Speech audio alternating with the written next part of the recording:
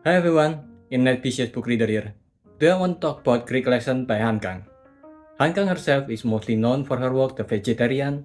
I can't really see what genre it is when I first read it, but now after watching a few movies like Midsommar, which is one of the poster back there, and a few other Ari Aster works and learning more about the genre, I think The Vegetarian can be considered as elevated horror, whatever that is.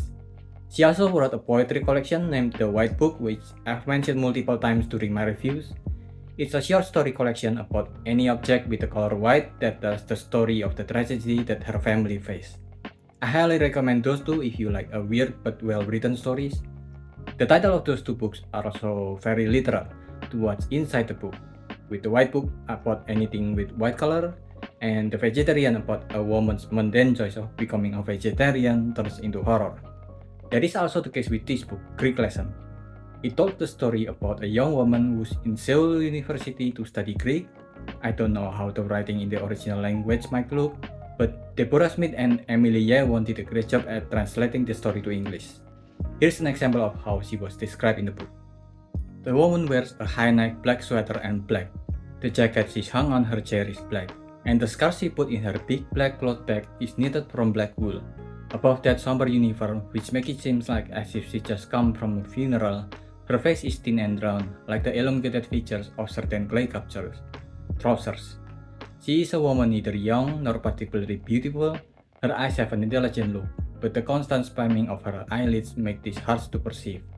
Her back and shoulders are permanently drawn in as though she is seeking refuge inside her black clothes, and her fingernails are clipped back severely.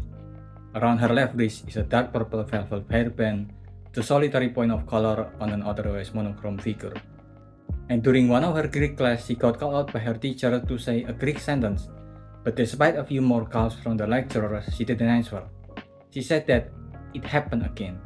The it she mentioned was a condition that caused her to lose her language for reason unknown. It's not that she can't hear or say anything, but as a result of losing her language, she can't really hear or speak even if she understands.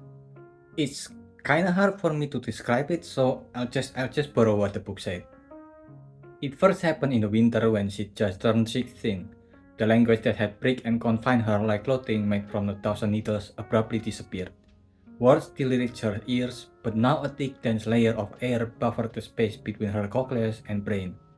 Wrapped in that foggy silence, the memories of the tongue and lips that had been used to pronounce, or the hand that had firmly gripped the pencil, grew remote. She no longer talked in language. She moved without language and understood without language, as it had been before she learned to speak. No, before she had obtained life. Silence, absorbing the flow of time like balls of cottons, enveloped her body both outside and in. And the first time she lost her language, it was by uttering a Greek word that she somehow found her language back. That's why she was here, studying ancient Greek. And it is during her class here that she met our other main character, the Greek language teacher. He's a person who grew up in Korea but moved to German. When he found out that he's losing his sight, he decided to move back to Korea, even finding a niche job like teaching Greek language. And that is basically the story of the book. The story of how a woman who can't speak lost everything she cared for, her husband, son, the man she loved, her language, and his language. And a man who, because he cannot see, start to unravel, become foolish, and lost the woman he loved. Sometimes I put the question to myself using the form of Greek logic you so detested. When we take as true the premise that if something is lost, something is gained. Given that I lost you, what have I gained? What will I now gain through the loss of the visible world? My love for you wasn't foolish, but I was. Had my own innate foolishness made love itself foolish? Or is it that I myself wasn't all that foolish, but love inherent foolishness awakened any foolishness latent in me and eventually smashed everything to pieces? The book is honestly one of the most interesting take on a relationship that was not meant to be, a woman who can only communicate through sight and not through hearing, and a man that can only communicate through hearing and not through sight. Which is also one of the best choice of cover if you think about it. They really did a great job there. Unfortunately, that's where my praise ends. The storytelling itself is a bit more, let's just say, experimental. The story is told between the two main characters where we alternate between her side and his side each chapter. And although a big part of the story is the romance between the two of them, We very rarely see the two of them directly communicate with each other that much.